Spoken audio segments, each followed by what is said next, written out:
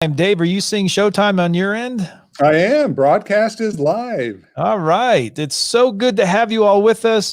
And it's here. It's Wednesday. It's the October 14th. And Dave, what does that mean for you? I think it's the best day of the year. It's my birthday. Oh my goodness. Can you fit your head into that hat? I maybe made it a little too high. Perfect. Yes. Well, happy birthday. And I've got this awesome face mask that you guys sent.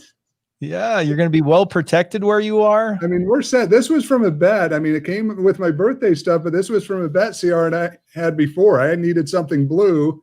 If I lost, you got something orange, and I won. So thank you. And I've got amazing shirts. Sent me the Falk Monster shirt. So excited to have it. Yeah, well, I'm so glad because we'd like to be part of your birthday with you. And I'm sorry you have to do this Facebook Live, but we're really excited to have you with us. Hey, no worries. If everyone can handle the hotel room vibe, that's where I'm at right now. So if you see a little different background, it's because I'm hanging out in the hotel right now while my wife and kids are off doing other things. It would be really cool to have like this whole backdrop scene to see where you are and how squished you are in this corner. Yeah, it's always funny when you do these things in a hotel room because you've got lights set up really weird. I've got another monitor that's just laying on my desk here, cords going everywhere. Definitely not the glamour that you think live media is. Yeah. So Dave, you were in Branson, Missouri last week, and then this week, where are you? No, so we're Branson this week. So we just got here last night. Okay, very cool. So you've been in, I think you were in Chicago at some point too, yeah, right? Chicago last week, Branson this week. We just got in late last night, so I've not even been out to see much of the city. I walked the dog this morning, and that's about it. Wow. Well, that's cool. I've had that reverse, but everything, we're just trying to survive right now. Yeah, no worries. All right, Dave. So again, for those joining us live and for those watching on replay who have not been with us, I encourage you to submit your retirement questions. What Dave does is we have a series of questions that I throw at Dave, and then those who join us live will go through and ask their questions either on Social Security, retirement, Medicare. A lot of these things are coming up, Dave, that we're talking about. Why do you do this all the time? Yeah, because I really care about people in their retirement. I realize that the majority of Americans aren't as prepared as they should be. Even if they think they're prepared, they're not prepared to eliminate the various risks that are facing their retirement. So we just keep expanding our topics. We keep expanding what we talk about in hopes of helping people as much as we possibly can get to a tax-free and risk-free retirement. That's awesome. I'm so glad you do this and take time to do this. And so Dave, again, as always, we're going to go on and turn our comments on. So if you're watching live, submit those comments. But let's start today with the show. Let's start our show today with Bob. And Bob asked a question. I thought that the full amount of the IRA account must be all converted, that partial rollovers were not allowed. No, Bob, that is incorrect. You can do partial conversions. So be aware that you can transfer over as much as you want to, whenever you want to. There's no income limits. One of the greatest things about Roth conversions is right now we're in a period of historically low tax rates.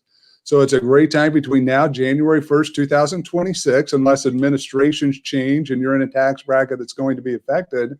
We know we've got until that date. So we've got 5 years that we can do these transitions, do them over a period of time so we don't create a major tax issue trying to do it all at once. Exactly. Sorry, Dave, there was a little delay there, but thank you. And also, looks like we have one of our famous responders here. We've got Karen jumping on to say hi again. Hey, Karen, welcome back. Glad to have you with us again this Wednesday. It's so great. And for those who are watching live, go on, jump on and let us know where you're watching from. It's always great to see. We get just people from all over, and it's been really great. So wow, we got the dog even barking today. Yeah, the dog's part of the show. That's even better. All right, Dave. Well, sorry about that last cutoff there. Let's go ahead and get to Linda. Linda says, who do we want to buy a LIRP from? And that's the life insurance retirement plan. Yeah, so the biggest issue, Linda, is not necessarily the company so much as the product itself. Now, obviously, certain companies are not going to sell a life insurance retirement plan that meets our criteria, but it's making sure you find a company that does meet the criteria we talk about. We talk about the importance of having safe and productive growth.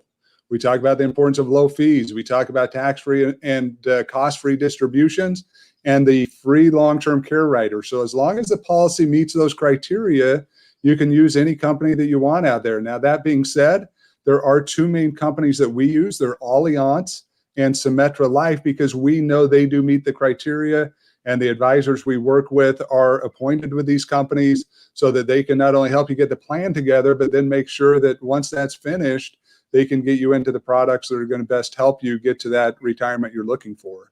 And Dave, if Linda, for example, wants to go on her own and check into these companies, can she even do that? Yeah. So it is a little bit challenging. They do have some insurance companies that will allow you to go buy your own policy, but they're few and far between.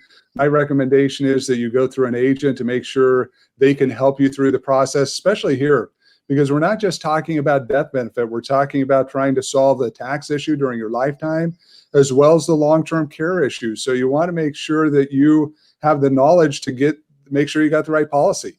Again, someone can do this, but what we found is many times people go out even to other advisors and they come back with a laundry list of things that the policy doesn't meet. Like, wait a second, we're going to go to this other advisor and they sold us this policy or wanted to, and it doesn't even meet half the criteria you're talking about. So again, depending on what you're looking for with the planning we do, it's more for income during your lifetime, and it requires some different qualifications, and you want to make sure those are met. Perfect. And our next one comes from Robin. And Robin asks, if you plan to retire at 56 with a pension, how do you avoid early withdrawal penalties from 403B or Roth IRA? Yeah, so the only way you're going to be able to do this, and again, this is kind of a jumbled question with a lot of different answers because all of it's not necessarily laid out specifically the way it should be. If you look at the Roth IRA, you may be able to pull money out because you've got money that you contribute into it without having any penalties before age 59 and a half. Now, at that 403B, what you may have to do is set up part of it. And again, to do this, you're really going to have to roll it into an IRA, but you could look at a 72T, which is an opportunity to basically almost annuitize, and for lack of a better term, but annuitize part of your IRA to where you can pull it out over a period of time and not have to be subject to those penalties pre-59 and a half. So again, as you look at this, these are things you've got to take into consideration. Also depends on how much money you really need. Is the pension going to be enough to cover those early years? And then you can use that other money that you have available once you finally hit age 59 and a half. And Dave, you talk about a 72T, and I just want to let those watching know that they can actually learn a little bit more about this from one of your previous podcasts. Yes, we talk in detail about it, and it's not for everyone. Someone in age 56 may be an option because you've got to go a minimum of 5 years or till age 59 and a half. So if someone's in their 30s, last thing you really want to do is be committed into a commitment each year from age 30 till 59 and a half. That's a long time. But if someone's 56 or 52, 53, it may make a lot of sense to try to be able to get that money early by doing the 72T, but it is going to require some rollout from that 403B plan. There's a lot of rules that you need to be careful with. And again, with that Roth IRA, you may be able to access some money based upon your original contributions. And Dave, I know every situation is different. So we can't just put a blanket statement out there. But when I read Robin's question, it says, if you plan to retire at 56, what do you say to that? Because I feel like a lot of people are watching this saying, yeah, I would love to retire at 56, but there's a lot of other things that are coming into play with this. Yeah, there's so many issues when you retire early. It's not bad. I'm not trying to discourage anyone from doing it. But your Medicare doesn't start until age 65. So you've got to figure out health insurance for 9 years. Your Social Security is not going to start at the earliest at 62, and it's probably not in your best interest to draw your Social Security even at that age. For most people, they're going to want to wait until full retirement age or age 70. So it just brings about a whole lot of other issues that really need to be addressed and looked at when you're going to retire early. Now, if you can solve all those to your satisfaction, again, absolutely no problem retiring early. You just need to be aware that there are going to be issues others don't have to deal with. Plus, you've got an issue that, she's in a situation where it sounds like she's got a pension that should last her throughout the rest of her life. I mean, I assume it's not just for a couple of years. Well, if you don't have that pension and you retire early, now you've got to even keep that money lasting longer and longer. So you've got to be aware of your distribution rates and all these things. So again, not against it, just have a lot of issues when you get there that you need to start looking at and addressing. Exactly. Dave, we also have Monica jumping on. Monica Brunswick is jumping on saying good morning. So we've got some fans jumping on. Yeah, good morning, Monica. I actually do some work with her and her father. So welcome, Monica. Good to see you out this morning. And so, Dave, I wanted to get to our next question. This one's from Gabriel. And we talk about backdoor Roth IRAs before, but what about a backdoor Roth IRA? Yeah, one of the biggest issues you have with a backdoor Roth, and they can work well. The biggest problem is if you have large IRA assets where you've got a lot of gain inside those assets, and you do a backdoor Roth IRA, they're going to require you to recognize some of that income as profit when you do that transition over. So it may not be as beneficial as you think it is. Meaning, if you were to put $6,000 into a traditional IRA, what they're doing is saying you put it in there and then immediately do a conversion. It's not going to line up like you think it will if you've got other IRA assets. So it's something you've just got to be aware of. You've got to be very careful with. The timing of it is critical. So not against it, but please don't go out there and just think you can do it on your own and not think through all the issues that you're going to face. And backdoor Roth IRAs are not very popular. I mean, not a lot of people are out doing this, but how do we help people to understand when they're taking all these different approaches to retirement? How do we help them or guide them into the right decisions? Yeah, the biggest thing is just making sure you're with somebody that understands it, that's educated on the process so that you don't fall into those traps. I always say that one of the biggest challenges we often have as individuals is it's not so much what we know, it's what we don't know. That really can cause problems that we may not know of a situation. You get in a car, you think everything's fine. You think, okay, I changed the oil, I've got good tires, all these things. You know these certain things about your car, but it's that unknown. Maybe a bolt fell out that you don't know happened, and it's going to cause the big issue. Same thing in our retirements. It's those things you don't know that oftentimes an advisor, and usually knows the details of, that they can help you work through those processes. Exactly. Well, Dave, my next question I have up here is from Joe. And Joe says, if you are 64 years old, is it too late to start this program? We get this question asked a lot. That's probably one of the biggest questions we get asked. We've got people in their mid-60s that are saying, where do I go? What can I do? And Joe, one of the things you need to understand is it's never too late until you're dead. As long as you've got retirement left, you've got opportunity to plan. You've got opportunity to reduce risk. Now, the closer we get to the end of our retirement, the less opportunities we're going to have to fix the problem. But there's still a lot of things that can be done. There's people in their 90s that have very little cash that could use an annuity and get a better cash flow. Maybe they only got $10,000 or $20,000. They could use an annuity and get better income each year than they could ever get off the $10,000 by itself. So as long as you're moving alive, still trying to progress in your retirement, it's definitely not too old, even from the life insurance side. What we find is you can be in your mid-60s and still be able to qualify for a low-fee life insurance policy. And I don't want to spoil anything, Dave, but for your podcast coming out this Friday, you're talking about reversal mortgages, and you're talking about this, but you ask a question very similar to this, or I do, and you answer that. So I'm going to put a little plug in for the podcast coming up on Friday. So I think that's a cool piece, but tell me about this podcast you have coming up on Friday and why you went into this new area. Yeah, it's been very interesting for me. So I originally we start talking about tax-free and risk-free retirement. We talk about the power of zero. We talk about the volatility shields. We talk about all these things, tax-free income for life. But what I realized is there were a lot of different aspects, government programs and other things that people need to be aware of. So we started with Social Security, we moved into Medicare, and now with our reverse mortgage, it's something that is just so misunderstood. And until you go through the process, and now I don't sell these, but I do educate on them. And until you go through the process, you realize that it is probably the most least understood retirement asset out there. And so in the podcast, I do a quick overview. We do a webinar on it that is much more in depth, but I do a quick overview to at least help people better understand what it is. Yeah. So I just put the banner up there so you can get a look at that. And Dave, I appreciate you answering that because as you talk about reverse mortgages, that's the podcast coming up for this Friday. And again, we talk about a few of these questions coming in there. So, all right. Well, Dave, the next one I want to ask is from Nama. And she says, if a client has $100,000 and doesn't know what to do or how to invest, would you recommend a life insurance retirement plan? No, absolutely not. And why wouldn't I? Because I don't know enough information. Now, the life insurance retirement plan may be the right product for this person, but based upon the information that we have, I do not know enough information that I would ever recommend that for someone. First off, we've got to be able to gather information, try to understand what risks they're trying to solve, what other income they have, what's going on. And if everything lines up to where a life insurance retirement plan can help them eliminate some of the risks or provide the needed income they need during the retirement years, absolutely would be a recommendation, but never based upon the information I have at this point. And for those of us watching live, again, feel free to ask your questions about retirement. And don't forget to wish Dave a happy birthday today. He turns the big 50 today, and he's with us.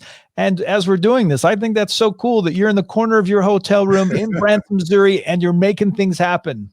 Hey, this stuff is very important to me, and I'm just happy to be here, happy to share the knowledge, the information I have, hopefully help people better their lives, because many people have improved my life. In fact, it's very interesting. I think back of Monica coming on, and her father has been a client of mine for over 10 years, maybe even closer to 20 years at this point.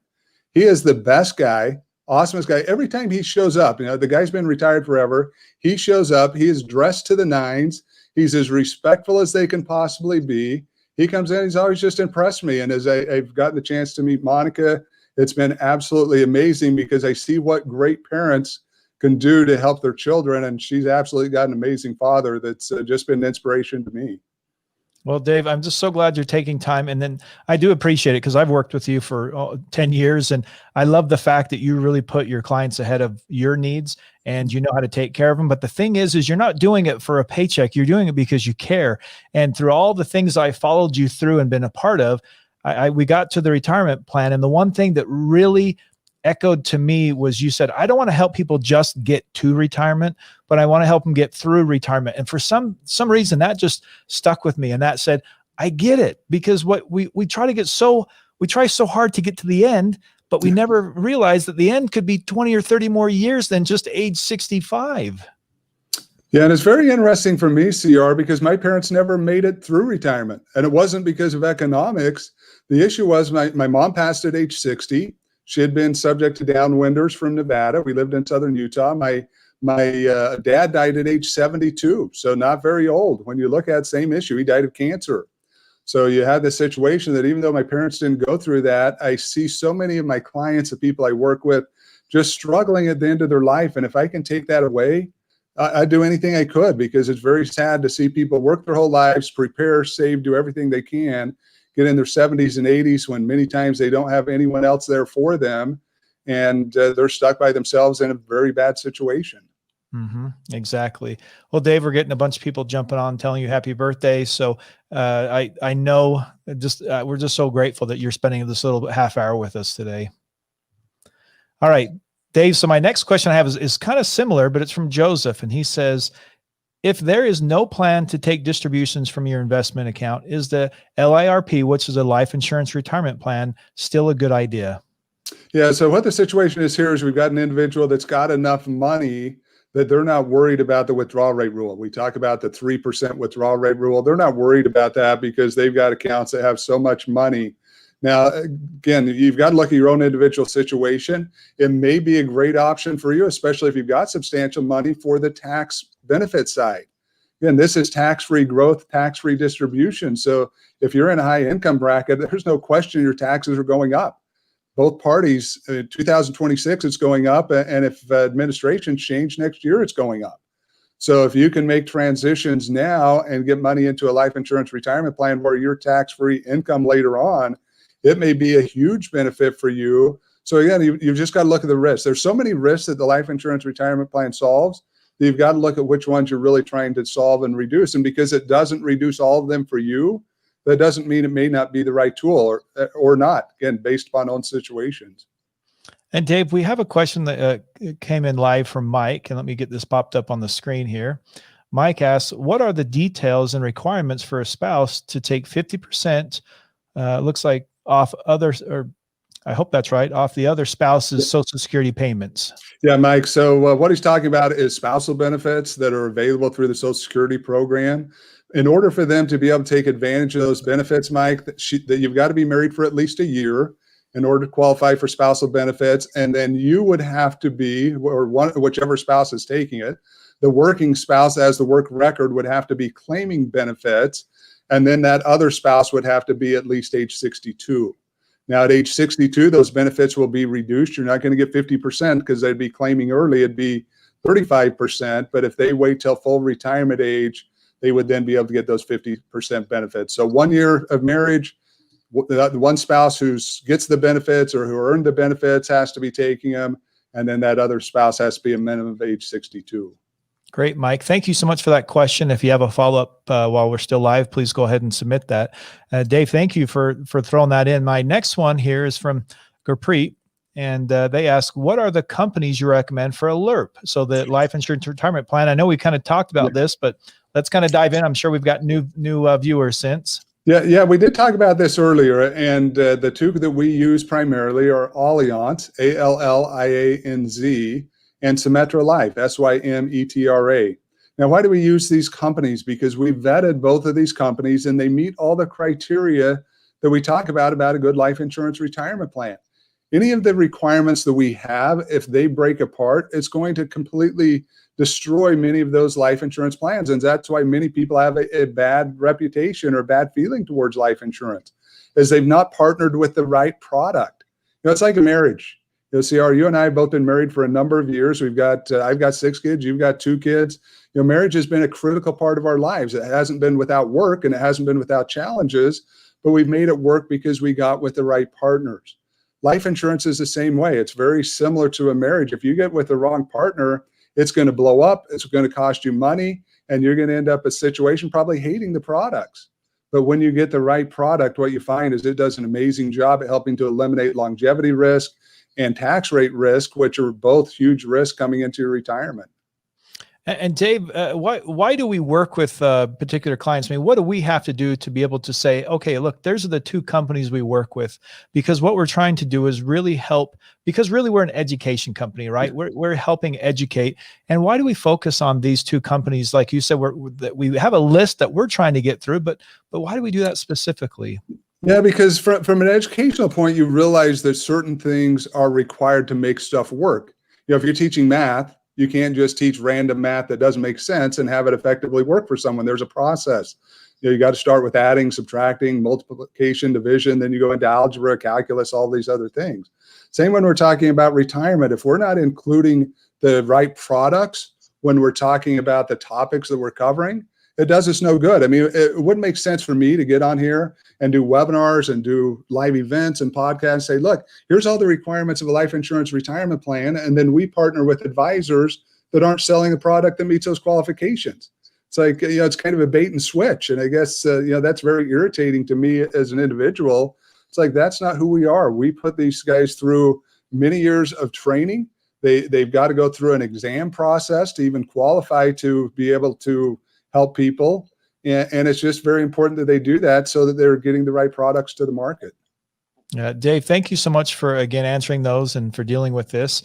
And I feel like I'm massive to you. I'm always like so close to the screen. So I apologize if I look like twice as big as you on here, Dave, because I'm always trying to balance and get even with you there.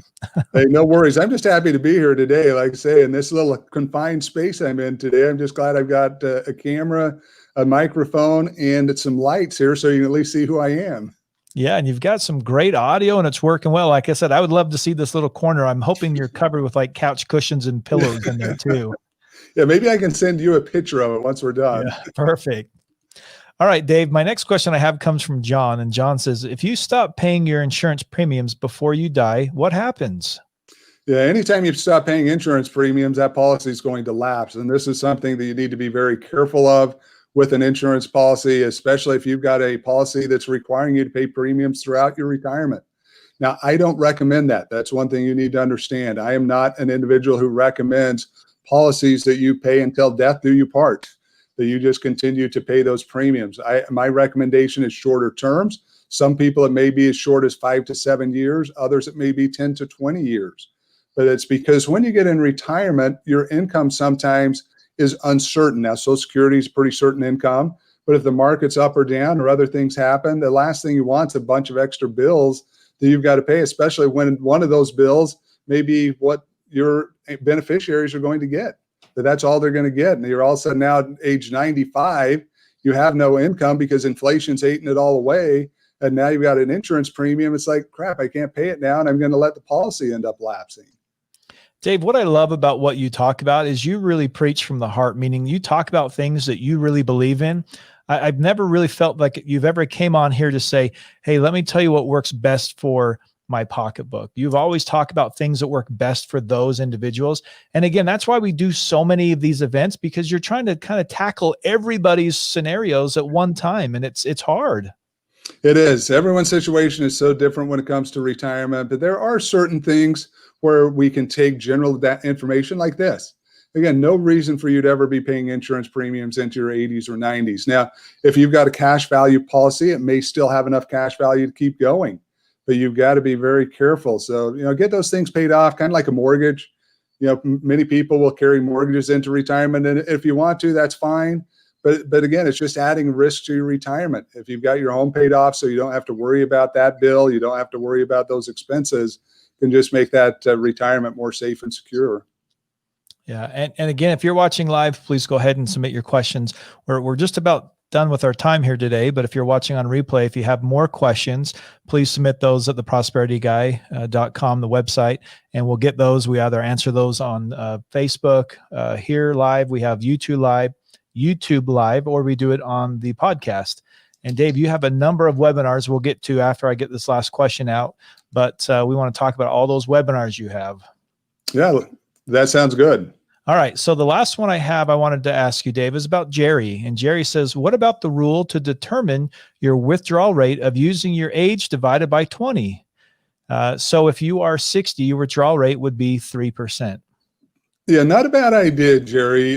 There's a number of ways to try to figure this out, try to calculate what your withdrawal rate should be. We use a 3% guideline. Many people now with interest rates are saying it's down as low as a 2.5% withdrawal rate out of your retirement plan. And when we look at guidelines, this is a great option to look at, because as you get older, like if now you're 80, now you can increase that amount to 4%. So as you get older, you can take a larger amount out. So by no means a bad way to calculate it, but entirely up to individuals and planners how they go through the process and what they use. Great. And Dave, Mike has a follow-up question here to what we were talking about earlier, where it's a little different, but he said, divorced, not remarried. Do you have to have been married 10 years and be full retirement age to qualify for 50% of ex-spouse's Social Security? Yes, Mike, great question. You do have to have been married for a 10-year period. So, and it doesn't have to be consecutive. Sounds like maybe in this situation it was, but it does not even have to be consecutive. So if someone were to get married for 6 years, divorce that individual, and then remarry again for a period of 4+ years, and then get divorced again, that would qualify. But yes, both parties have to be the minimum of age 62. Now, in a divorce situation, a little different than Mike's first question. When you're married, the other spouse has to be claiming for you to be able to get those spousal benefits. When we're talking about an ex-spouse, they do not have to be claiming. So as long as they've reached age 62, you could then start claiming on whatever portion of that 50%. Again, if you're full retirement age, it's full 50%. If you're younger than that, it would be less than that, down to even 35%. But that's one of the unique things. And why did they do that? Because unfortunately, there were some jerk guys, primarily, could be some jerk women, I guess, too, but that had tons and tons of money and wanted to stick it to their ex. So they never claimed on their Social Security. And as a result, the ex-spouse never got any of the benefits that were entitled to them because of the way the laws were written. So the government came back in and said, look, what we're going to do is we're going to make it to where that spouse doesn't have to file. As long as you've got their Social Security number, you can get that information. You can start giving those benefits without them even knowing it. And really was the right thing to do. I mean, again, I realize in separations, there's a number of reasons why they happen. It may be either party's issue, but to get the government involved and try to use government programs to take advantage of someone, it just isn't really the right thing to do at all, in my opinion. Yeah. Well, Mike, thank you so much for that question. And again, thank you everyone for joining us live and going through asking questions, wishing Dave a happy 50th birthday and sharing that with us here on Facebook and YouTube Live. We really appreciate it, Dave. Yeah, you're welcome. Glad to be here and wish everyone else a great day too. I hope you guys have a great day. Wish you the best with your retirement as you're trying to put all this stuff together, because I know it's not easy. I know it can be very overwhelming at times, but that's why we're here to help educate you. That's why those we work with are there to be able to help you get the access to the software, the tools, the resources, the companies, all those things that you need to really make that retirement as good as you possibly can. Again, your retirement's going to look different than mine. You know, what I call a good retirement may be completely opposite of what you think a good retirement is, and that's okay. It's really just making sure that you have everything laid out so those risks don't come in and end up causing a problem as you go through the retirement that you've got planned for yourself. And Dave, let's jump on just for a minute and talk about these webinars you have. You have 9 webinars currently playing right now, and tell me about this. Yes, we do. We've got 9 webinars that we currently hold in regards to tax-free and risk-free retirement topics. First one I'd like to talk briefly about is our Social Security 2-hour premium webinar.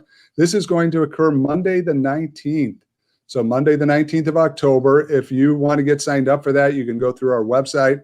It's the deepest dive that we take on Social Security. You understand so much of the program by the time you're done with those 2 hours. We always get great reviews on that. We have a 1-hour class that dips the toe into Social Security, but it's hard to cover everything you need to in a 1-hour class. Medicare, we talk about reverse mortgages, like I said, new course.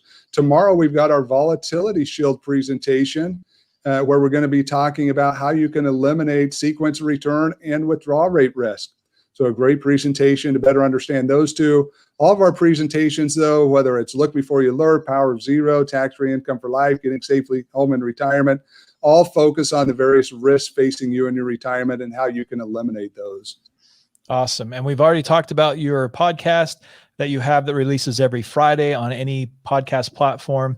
Obviously, we've got Facebook and YouTube Live, and we're adding other platforms like LinkedIn and Instagram as those come available for us.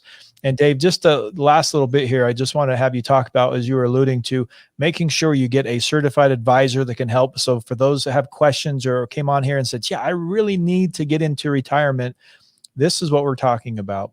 Yeah, retirement's an area that you don't want to mess with in regards to trying to get, take the cheap option to risk messing it up. I mean, that's why we've spent so much time making sure the advisors we work with have gone through the training. They understand the concepts. They have to take this exam, pass it with 80% proficiency so that we know that they understand what you're facing. Now, they may not be able to answer every one of your questions, especially as it comes into the government programs, but we're there to help them. I mean, that's the other great thing as we work with these individuals is if they have questions on any of the government programs, many times I step in and make sure those get answered if there's something they don't know or if they have a question. So you kind of get multiple heads working together to try to solve the same issue because it's our goal to really help you get the best retirement you possibly can. Exactly. And again, you can go to theprosperityguy.com and you can go to the strategy session page or get started, and that will help you to fill out the form to get set up with an advisor. And Dave, as we're leaving out here, Karen again wishes you a happy birthday and says, thanks guys. And I feel like we couldn't leave unless we did our birthday hat again. Oh yes. Let's see. Here we go. Oh yes. There. Unfortunately, I put it down a little too low. Let's see if I can get a screenshot there. That would be perfect. Yes. I'll make sure I get that. Now you need to move it back over. Now people probably don't know that yesterday was your birthday. So you might want to move it the other side and you can put it on your head too for yesterday. Yeah. Unfortunately, I only set it up for one side. So darn it. Yeah. See, ours only 32 though. So I hit the back row. He's going backwards. He's like 32 now, I think. I wish. Yeah. I'm 44. My wife said, do you feel like you're 44? And I woke up this morning and I laid there and I thought, you know what? I actually feel 44 this morning. Yeah. It's amazing as we continually age, how things just kind of change. Yes, but exactly. many times for the better. I mean, I will say I'm very happy with life, but yeah, it's interesting how some of the things we used to love to do, we can't, and we find new hobbies that we used to didn't do that we're excited to be doing now. Yeah. Well, Dave, again, thank you so much. Happy birthday. Thanks for joining everyone on Facebook Live and YouTube Live, and submit your questions through theprosperityguy.com if you have any future questions. And don't forget that we have the podcast coming out Friday, and we have all these webinars, especially the 2-hour Social Security premium class that comes out next Monday, the 19th. And Dave, again, thank you. Happy birthday. And I hope that you get everything accomplished you need to on your birthday today. Well, thank you very much. I appreciate that. All right. See you guys. Thanks for joining.